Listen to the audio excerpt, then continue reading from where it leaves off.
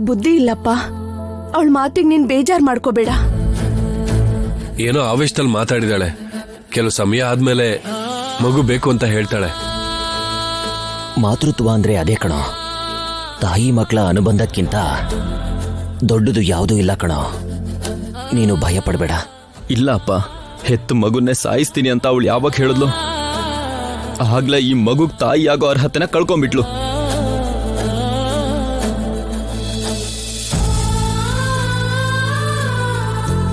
ನನ್ ಮಗುನ ಮನೆ ಕರ್ಕೊಂಡು ಹೋಗ್ತೀನಿ. ಇನ್ನೊಂದ್ ಸ್ವಲ್ಪ ಹೊತ್ತು ಅವಳ ಜೊತೆ ಇದ್ರೆ ಅವಳು ಏನ್ ಮಾಡ್ತಾಳೋ ಗೊತ್ತಿಲ್ಲ. ಪ್ರಶಾಂತ್, ಆತರ ಪಡ್ಬೇಡ. ತಾಯಿ ಮಗುನ ಬೇರೆ ಮಾಡಬಾರ್ದು. ಅವಳೇನೋ ಹೇಳಿದ್ಲು ಅಂತ ನೀನ್ ಕೂಡ ಪೌರುಷ ತೋರಿಸಿದ್ರೆ ಹೇಗೆ? ಸಾಯಿಸ್ಬಿಡ್ತೀನಿ ಅಂದ್ಲು ಅಣ್ಣ. ಕೇಳಿಸ್ಕೊಂಡ್ರಿ ಅಲ್ವಾ? ನಾವೆಲ್ಲ ಇದೀವಲ್ವಾ ಈಗ? ಎಲ್ಲಿ ಕರ್ಕೊಂಡು ಹೋಗ್ತೀಯ ಈಗ? ಮಗು ಇನ್ನ ಜಗತ್ನ ಪೂರ್ತಿಯಾಗಿ ನೋಡಿಲ್ಲ ಕಣೋ. ಆಗ್ಲೇ ಮಗು ಕಷ್ಟ ಯಾಕೋ? ನನ್ ಮಗು ತಾಯಿ ಮಡ್ಲಲ್ಲೇ ಶಾಶ್ವತವಾಗಿ ನಿದ್ರೆ ಹೋಗೋದು ನಂಗೆ ಇಷ್ಟ ಇಲ್ಲ ಅಪ್ಪ.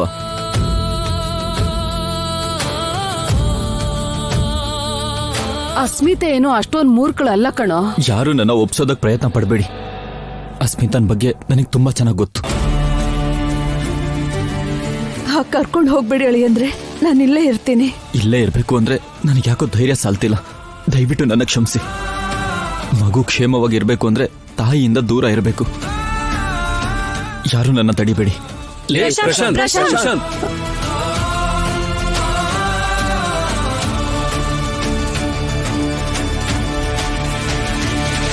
ದೊಡ್ಡ ಚಿಲ್ರೆ ಜನ ಇಬ್ರು. ಅಲ್ಲಮ್ಮ, 50 ಲಕ್ಷ ಸಾಯಿಸ್ಬಿಡ್ತಾರೆ. ಬದುಕ್ಬೇಕು ಅಂದ್ರೆ ದುಡ್ಡು ಬೇಕು ಅಲ್ವಮ್ಮ? ಕೋಟಿ ವಿದ್ಯೆಗಳು ಹೊಟ್ಟೆ ಪಾಡ್ಗೆ ಅಲ್ವಾ? ಚಾರು, ನಿಧಾನ. ನಾವ್ ಇಲ್ಲೇ ಪಂಚಾಯ್ತಿ ಮಾಡ್ತಿದ್ರೆ ಮನೆಯಿಂದ ಯಾರಾದ್ರೂ ಬರ್ತಾರೆ, ನಮ್ಮನ್ನ ನೋಡ್ತಾರೆ. ನಿಮ್ಮಪ್ಪ ಬದುಕೆ ಇದಾರೆ ಅಂತ ಭಾವನವ್ರ ಹತ್ರ ಹೇಳ್ಬಿಡ್ತಾರೆ. ಅವಾಗ ನಮ್ಮೆಲ್ಲರನ್ನು ಮನೆಯಿಂದ ಹೊರಗಾಕ್ತಾರೆ. ಮೊದ್ಲು ಇವ್ರನ್ನ ಕಳ್ಸು ಇಲ್ಲಿಂದ. ಇದಕ್ ಪರಿಹಾರ ನನ್ನ ಹತ್ರ ಇದೆ. ಅದಕ್ಕೆ ನಮ್ಮ ಬಂದಿರೋದು. ಬೇಗ ಹೇಳ್ಬಿಡಮ್ಮ. ಆ ಚೆಕ್ ಕೊಡಿಲಿ. ತಂದೆ ತಾಯಂದ್ರು ಸಂಪಾದನೆ ಮಾಡಿರೋ ಆಸ್ತಿನ ಅನುಭವಿಸ್ಬೇಕಾಗಿರೋದು ಮಕ್ಕಳೇ ಆಗಿದ್ರಿಂದ ಈ ಚೆಕ್ ನ ನಾನೇ ಇಟ್ಕೊಂಡ್ಬಿಡ್ತೀನಿ.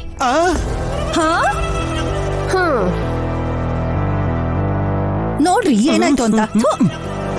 ಮತ್ ನಮ್ಗೆ ಆಟೋ ಚಾರ್ಜಿಗೆ ದುಡ್ಡು ಕೊಡ್ತೀನಿ. ಬಂದಿದ್ದ ದಾರಿಲೇ ವಾಪಸ್ ಹೋಗಿ. ಇದು ಅನ್ಯಾಯ. ಹೇಳಿದ್ ಮಾತ್ನ ಕೇಳಿಲ್ಲ ಅಂತಂದ್ರೆ ಅವತ್ತು ಜನ ನಿಮ್ ಫೋಟೋಗೆ ಬಂದು ಹಾರ ಹಾಕ್ತಿದ್ರಲ್ಲ, ಅದೇನೆ ನಿಜ ಆಗೋ ತರ ಮಾಡ್ಬಿಡ್ತೀನಿ ಅಷ್ಟೇ. ದಿನ ಬಿಳಿ ಸೀರೆ ಉಟ್ಕೊಳಕ್ ನನ್ ಕೈಲಿ ಆಗಲ್ಲಮ್ಮ. ಹಾಗಿದ್ರೆ ನಿನ್ನೂ ಸಾಯಿಸ್ಬಿಡ್ತೀನಿ.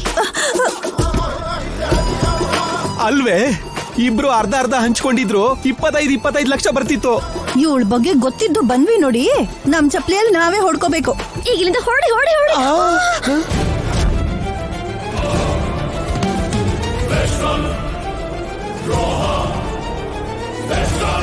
ಅಯ್ಯೋ,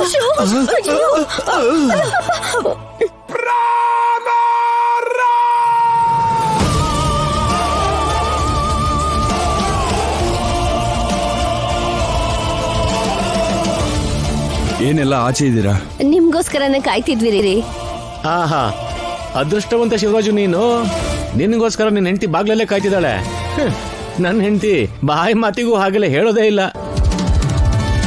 ಅದು ನಾವು ಮಾಡೋ ಕೆಲ್ಸಕ್ಕೆ ಸಿಗೋ ಮರ್ಯಾದೆ ಭಾವ.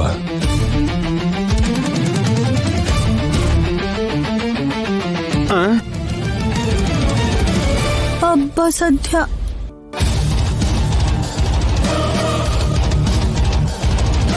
ಹುಷಾರು.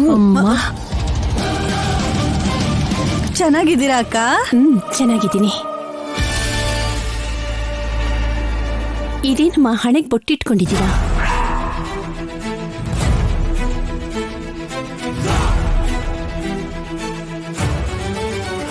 ಗಂಡ ಸತ್ತೋದ ಮೇಲೆ ಬೊಟ್ಟಿಟ್ಕೋಬಾರ್ದಲ್ವಾ?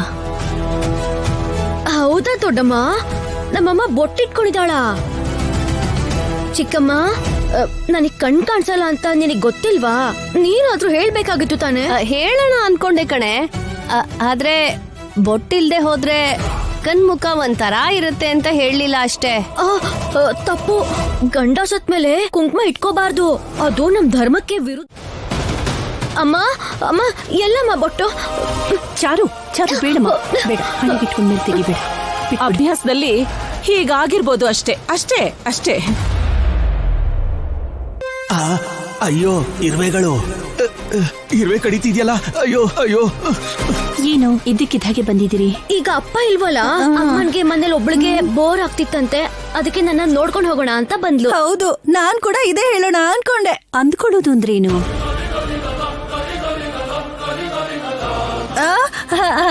ಅಂದ್ರೆ ನಾನ್ ಹೇಳೋ ಅಷ್ಟ್ರಲ್ಲಿ ಚಾರು ಹೇಳದ್ಲು ಅಂತ ಹೇಳ್ತಿದ್ದೀನಿ.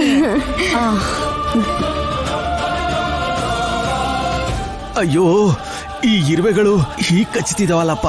ಅಯ್ಯೋ ಅಳಿಯಂದ್ರು ಹೋದ್ಮೇಲೆ ನನ್ನ ಮಗಳು ತುಂಬಾ ದುಃಖದಲ್ಲಿದ್ದಾಳೆ. ತೀರಾ ಸಣ್ಣ ಆಗೋಗಿದ್ದಾಳೆ.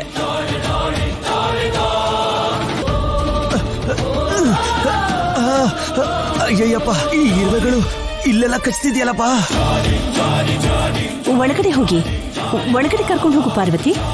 ಯಾಕೆ ಹೊರಗಡೆನೆ ನಿಲ್ಸಿ ಮಾತಾಡ್ತಿದ್ದೀರಾ? ಒಳಗಡೆ ಕರ್ಕೊಂಡೋಗಿ, ಬನ್ನಿ, ಒಳಗಡೆ ಬನ್ನಿ. ಬಾ, ಹೋಗಿ, ಒಳಗ್ ಬಾ. ಬಾ ಒಳಗ್ ಹೋಗೋಣ.